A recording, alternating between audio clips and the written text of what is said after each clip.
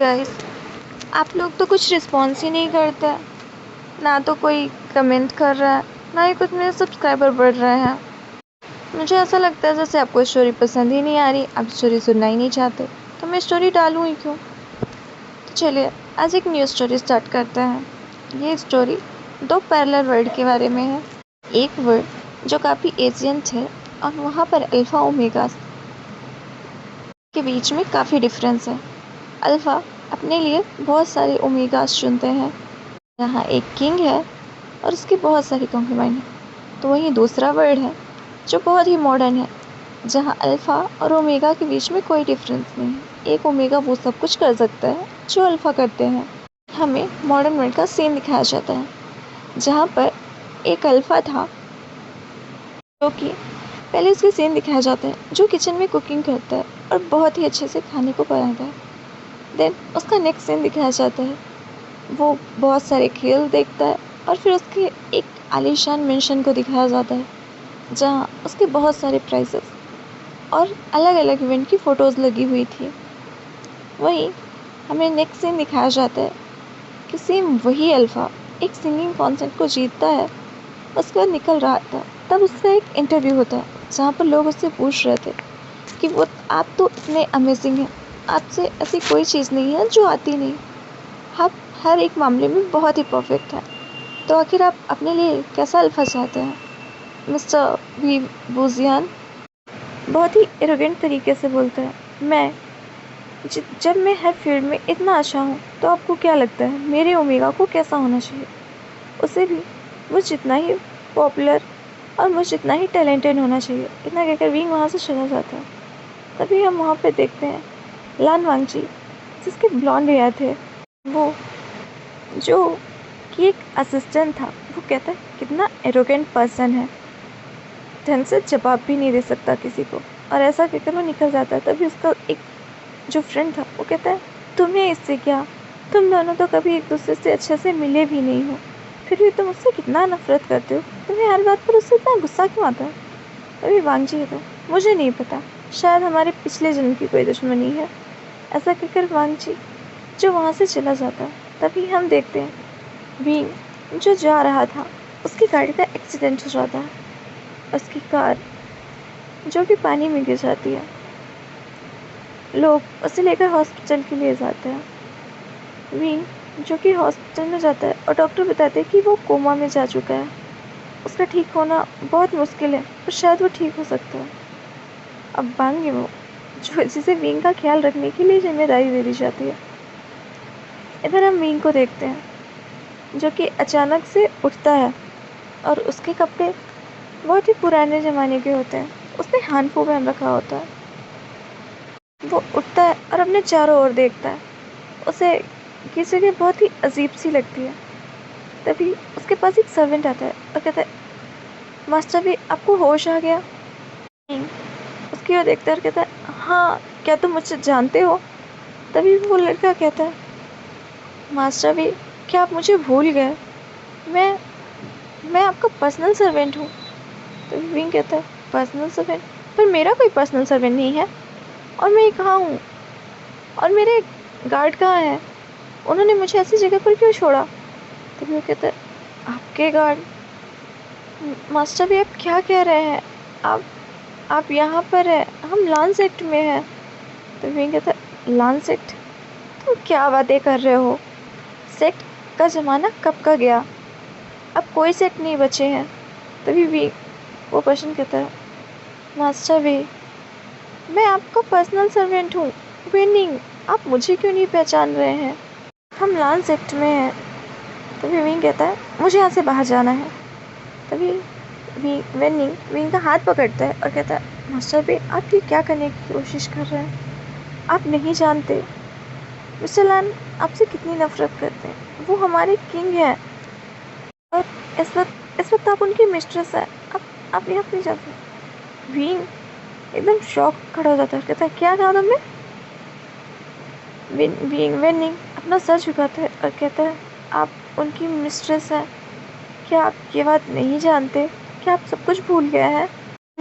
एक deep breath लेता है और उसके बाद कहता है हाँ, शायद मुझे कुछ भी याद नहीं, क्या तुम मुझे सब कुछ बताओगे? वेनिंग सब कुछ बताना शुरू करते हैं कि कैसे विंग जियांग सिक का एक सर्वेंट था और लान वांगजी ने उसे पसंद किया, पर वो लान वांगजी को पहचानता नहीं था, इसलिए उसने उससे मना कर दिया मैरिज करने के लिए। और लान वांगजी को ये बात उसके ईगो पर लग गई और उसने विंग को अपनी कॉन्क्यूबाइन ना बनाकर एक मिस्ट्रेस की तरह ट्रीट किया। और जियांग सेक ने भी विंग को यहाँ एक मिस्ट्रेस बनाकर भेज दिया ताकि वो अपने सेक्ट को बचा सके। और विंग तब से यहाँ एक मिस्ट्रेस की तरह है और उसने कभी कोई शिकायत भी नहीं की। पर अभी अभी उसने सुसाइड करने की कोशिश की। आखिर ऐसा क्या हुआ था? विंग उसकी ओर देखता है और कहता है, क्या कोई मुझसे मिलने आया था? फिर वेनिंग कहता है, नहीं, आप खुद यहाँ से बाहर गए थे और आप जब वापस आए आप बहुत दुखी थे और उसके बाद आपने खुद को मारने की कोशिश की। आप पूरे 1 महीने बाद उठे हैं। मिस्टर वे, क्या कुछ हुआ था? विंग जिसे कुछ भी नहीं याद है कि इस विंग के साथ क्या हुआ था, वो कहता है, मुझे कुछ भी याद नहीं। वेनिंग, क्या तुम ये बात किसी को बताओगे तो नहीं? वेनिंग कहता है, मिस्टर वे, आप ये क्या कह रहे हैं? मैं कैसे बता सकता हूँ? मैं आपका सर्वेंट हूँ, आप मुझ पर भरोसा कर सकते हैं। तभी हम देखते हैं कि वांग यीबो, जो कि कुछ लिख रहा था अपने पुस्तकालय में बैठे हुए, तभी उसके पास एक सर्वेंट आता है जो कि शुयांग था। शुयांग आता है और वांगजी के कान में के पास जाकर कहता है कि विंग को होश आ गया है। वांगजी एक इस्मत करता है और कहता है, मुझे पता था, वो इंसान खुद की जान लेने की हिम्मत कभी नहीं कर सकता, वो बस एक नाटक कर रहा था। ऐसा कहता है और कहता है कि मुझे उससे मिलना है। वांग यीबो ये कहकर विंग से मिलने के लिए चल देता है वहाँ से। इधर हम विंग को देखते हैं जो कि वेनिंग से कहता है, वेनिंग, मुझे वो सारी किताबें चाहिए जो मुझे इस बारे में जानने में मदद करें कि इस समय इस वर्ल्ड में क्या चल रहा है। तभी वेनिंग कहता है, पर मिस्टर वे, आप तो ऐसी किताबें कभी नहीं पढ़ते थे। तभी विंग कहता है, वेनिंग, मैं जो कह रहा हूँ मुझे ला कर दो। वेनिंग के वहाँ से जाने के बाद विंग कहता है, मुझे इस पर्सन से तरस नहीं, गुस्सा आ रहा है। आखिर कोई पर्सन किसी की इतनी इंसल्ट कैसे सह सकता है? और एक अल्फा अपने ओमेगा की इतनी इंसल्ट कर कैसे सकता है? एक तो इस पर्सन ने पहले इतने सारे ओमेगास रख लिए, ऊपर से वो इसे बुली कर रहा था। अब मैं उसे बताऊंगा कि विंग है कौन। अगर उसने मुझे बुली करने की हिम्मत दिखाई तो मैं उसे बताऊंगा कि मैं भी किसी से कम नहीं हूँ। ऐसा करके मेडिटेट करने लगता है, क्योंकि उसे पता है अगर वो मेडिटेट नहीं करेगा तो अपनी एनर्जी को सेव नहीं कर पाएगा। जो मेडिटेशन कर ही रहा था तभी वहाँ पर एक पर्सन आता है। विंग उसे नहीं जानता था। विंग उसके कपड़ों को देखकर अंदाज़ा लगाने की कोशिश करता है कि ये कौन है। तभी वो कहता है, वी बोशियान, तुम ड्रामा बहुत अच्छा कर लेते हो। 2 पल के लिए तो मुझे सच में लगा कि तुम कहीं मर तो नहीं गए, पर तुम तो अभी भी जिंदा।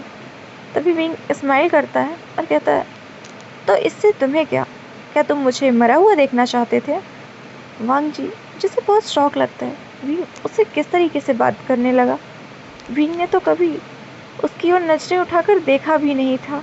विंग वांग जी से नफरत करता था। तो फिर ये आज विंग को क्या हुआ? विंग उसकी आंखों में आंखें डालकर उससे बात कर रहा है और वो भी स्माइल करके। तभी वांग जी कहता है, विंग, मुझे लगता है तुम भूल चुके हो कि तुम्हें मुझसे नजरें झुकाकर बात करनी चाहिए। एक मिस्ट्रेस को ये अधिकार नहीं है कि वो अपने किंग की आंखों में आंखें डालकर बात करे। इसके लिए मैं तुम्हें बहुत बड़ी पनिशमेंट दे सकता हूँ। तभी विंग जो अपने मन में कहता है, ओह, तो वो तुम हो। और फिर कहता है, सच में? देखकर देखिए, मैंने एक अल्फा, एक एम्परर को ऐसा इतना रूड कभी नहीं देखा। आपकी इतनी सारी कंक्यूबाइन है, ऊपर से आपने मुझे अपनी एक मिस्ट्रेस बनाकर रखा और अब आप यहाँ मुझ पर अपना अधिकार जताने आए हैं। उस वक्त कहाँ थे आप जब मैं मर रहा था? जी बहुत ही ज़्यादा शौक था विंग के सवालों से। विंग उसे किस तरीके से बात कर रहा है? वांग जी किंग था, आज तक किसी की हिम्मत नहीं हुई थी उससे इस तरह से बात करने की। वांग जी विंग को अपनी आंखें दिखाता है। तभी विंग कहता है, मिस्टर लान वांग जी, माफ़ करिएगा किंग, मैं आपसे सिर्फ इतना ही कहना चाहता हूँ कि मुझे मेरे अधिकार क्षेत्र में रहने दिया जाए। आपने मुझे ये जगह दी है, यहाँ मैं अपने तरीके से रह सकता हूँ, तो मैं यहाँ रहना चाहता हूँ। मैं चाहता हूँ कि खुद किंग भी मुझे परेशान ना करें। वांगची स्माइल करता है और कहता है, पर यह पॉसिबल नहीं है। वो विंग को छूने के लिए अपना हाथ बढ़ाता है, तभी विंग किंग का हाथ बहुत ही तेजी से पकड़ता है। वांग जी, जो विंग के हाथ पकड़ने के तरीके से ही जान चुका था कि विंग जैसे कुंफू भी आता है और उसकी आत्मीय ऊर्जा कितनी ज़्यादा है, ये उसे पहली बार एहसास हुआ था। तभी विंग कहता है, किंग, ऐसी गलती मत करिएगा। मुझे पुराना विंग समझने की गलती दोबारा कभी मत करिएगा। अगर आपने मुझे अब हाथ लगाया, वो भी मेरी मर्जी के बिना, तो मैं इन हाथों को उस शरीर से अलग करने की हिम्मत भी रखता हूँ। वांग जी ये सुनकर एकदम शॉक हो जाता है। कोई वांग जी को धमकी दे रहा है, वो भी उसके मेंशन में। ये वांग जी का किंगडम है और ये ओमेगा उसे धमका रहा है। और विंग जो वांग जी का हाथ छोड़ देता है, वांग जी कुछ बोलता उससे पहले वहाँ वेन्निंग आ जाता है और वो किंग को वहाँ देखकर वो कहता है, उसके बाद किताबें रखकर वहाँ चला जाता है। वांग जी उन किताबों की ओर देखता है और कहता है, ओह, तो अब तुम पढ़ना चाहते हो? तभी विंग कहता है, किंग, मैं इस वक्त आपसे कोई भी बात करने के मूड में नहीं हूँ। तभी वांग जी विंग की ओर नज़दीक आते हैं और कहता है, इस वक्त तुम अभी अभी ठीक हुए हो, मैं तुम्हें हर्ट नहीं करना चाहता, पर मुझे लगता है अगर तुम मुझे रिस्पेक्ट शो नहीं करोगे तो मुझे तुम्हें पनिश करना होगा, और तुमने अभी जो मेरे साथ किया उसकी पनिशमेंट तो तुम्हें ज़रूर मिलेगी। ऐसा कहकर वांग जी वहाँ से चल जाता है। विंग अपने मन में कहता है, कितना रूड है, इसे क्या लगता है ये मुझे पनिश कर सकता है?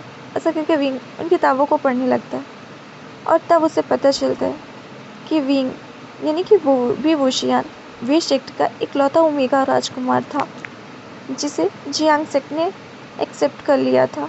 और उसके बाद उन्होंने विंग को यहाँ दे दिया, मतलब लान वांगची के पास एक मिस्ट्रेस के तौर पर। और वांग विंग जिसने एक बार उफ तक नहीं की और चुपचाप यहाँ चला है। विंग को इस वक्त विभूषियान पर बहुत गुस्सा आ रहा था और वो अपने मन में कहता है, चाहे कुछ भी हो जाए, मैं इस पर्सन की लाइफ को सही कर दूंगा। मुझे नहीं पता मैं यहाँ कब तक फंसा रहूँगा, पर मैं इस पर्सन की लाइफ को नहीं जी सकता। ऐसा करके विंग कुछ प्लानिंग्स बनाने लगता है, पर विंग जो भी लिख रहा था वो विनिंग की समझ ही नहीं आ रहा था, क्योंकि इस वक्त जो चीज़ें चलती थी, जिस तरीके से लिखा जाता था, विनिंग को ऐसा कुछ मतलब विंग को वो नहीं आता था। विंग तो अपने मॉडर्न ज़माने की राइटिंग और उसके अक्षरों को बना रहा था जो विनिंग के समझ में नहीं आ रहे थे। विनिंग कहता है, राजकुमार, ये आप क्या लिख रहे हैं? तभी विंग कहता है, तुम मुझे राजकुमार क्यों कहते हो? तभी विनिंग कहता है, क्योंकि आप एक राजकुमार हैं। आपने भी तो पढ़ा ना, आप वे सेक्ट के राजकुमार हैं। अगर वे सेक्ट को वन सेक्ट ने समाप्त नहीं किया होता तो आप एक राजकुमार होते, और आप इस वक्त किंग की कॉन्कीवाउंट या फिर खुद क्वीन होते। तभी विंग उसकी ओर देखता है और कहता है, क्वीन? क्यों? इस वक्त क्वीन कौन है? तो विंग अपना सर झुकाता है और कहता है, मेरी सीजिए। विंग कहता है, तुम्हारी सीजिए? तो विंग कहता है, हाँ, मेरी सीजिए, वो किंग की क्वीन है। पर इसके आगे मैं कुछ कह पाता। तभी उसके रूम में एक छोटा सा बच्चा आता है और वो विंग को हक करता है और कहता है, गगा, आप ठीक हो गए? विंग उसे प्यार से देखता है और कहता है, हाँ, मैं ठीक हो गया, पर तुम कौन हो? विंग जैसे ही कहता है, गगा, आप मुझे भूल गए, मैं आपका आयुआन हूँ। विंग उसकी ओर देखता है, कहता है, आयुआन? तभी विनिंग कहता है, हाँ राजकुमार, ये क्राउन प्रिंस है। तभी वहाँ पे वेन किंग आती है और वो कहती है, हाँ, ये क्राउन प्रिंस है, मेरा बेटा आयुआन, मेरा और किंग का बेटा। वेन किंग ये जो बड़े एटीट्यूड से कहती है, पर वेन किंग की ये बात सुनकर विनिंग अपना सर झुका लेता है। पता नहीं क्यों विनिंग एक गिल्ट सा फील कर रहा था। तभी विंग क्राउन प्रिंस को वो करता है और कहता है, राजकुमार आप तो बहुत ही स्वीट है।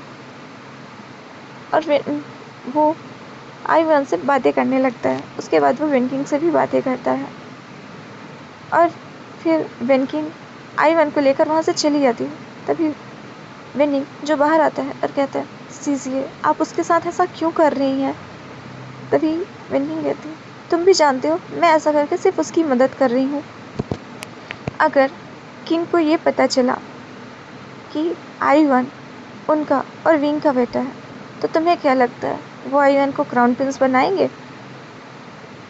तभी विनिंग कहता है, बस कीजिए आप क्राउन प्रिंस को विंग से दूर कर रही हैं, विंग अपने बेटे से। तभी विनिंग कहती है, सही कहा, विंग का सब कुछ भूल जाना ही ठीक है। वो अगर क्राउन प्रिंस को हर बार हक करता रहा और उनसे मिलता रहा, उन्हें मदरली लव देता रहा, तो क्राउन प्रिंस मेरे पास कभी नहीं रहेंगे, वो विंग के करीब जाते रहेंगे।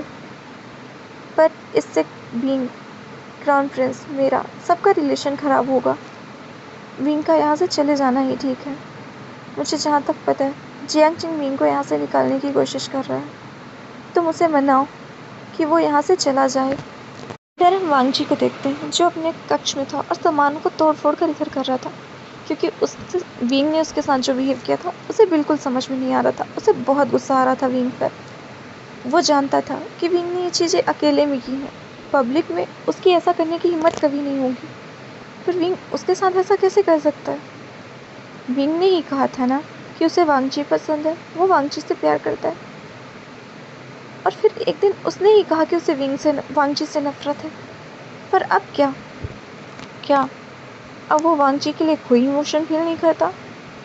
वांगची तो खुश था कि विंग कम से कम उससे प्यार नहीं करता तो नफरत तो करता है। पर अब क्या, उसे विंग की आंखों में खुद के लिए ना तो नफरत दिखी और ना ही प्यार। उसकी आंखें खाली थी। विंग वांगची को इससे बहुत गुस्सा आ रहा था और वो सारे सामान को इधर उधर कर रहा था। तभी वहाँ पर लैन खुरैन आते हैं और कहते हैं, वांगची मैंने तुम्हें मना किया था ना, तुम उस मिस्ट्रेस के कमरे में कभी नहीं जाओगे, तो आखिर तुम वहाँ क्यों गए। तभी वांगची कहता है, अंकल आपकी मैं हूँ और मेरा डिसीजन होगा कि मैं किसके साथ रहना चाहता हूँ। तभी लान खुरैन उसकी ओर देखते हैं और कहते हैं, लान वांगची भूलो मत कि तुम किंग क्यों बने थे, क्योंकि तुम्हें वेन रूहान ने सपोर्ट किया था। वो एक प्राइम मिनिस्टर थे, उनके पास अभी भी बहुत सारी पावर है और तुम इसीलिए किंग हो क्योंकि वेन किंग तुम्हारी क्वीन है। अगर तुम इसी तरह उस विंग के पास जाते रहे तो मुझे नहीं लगता तुम ज़्यादा दिनों तक किंग बन पाओगे। तो गाइस आज के लिए इतना ही, आगे कल देखते हैं। Bye bye.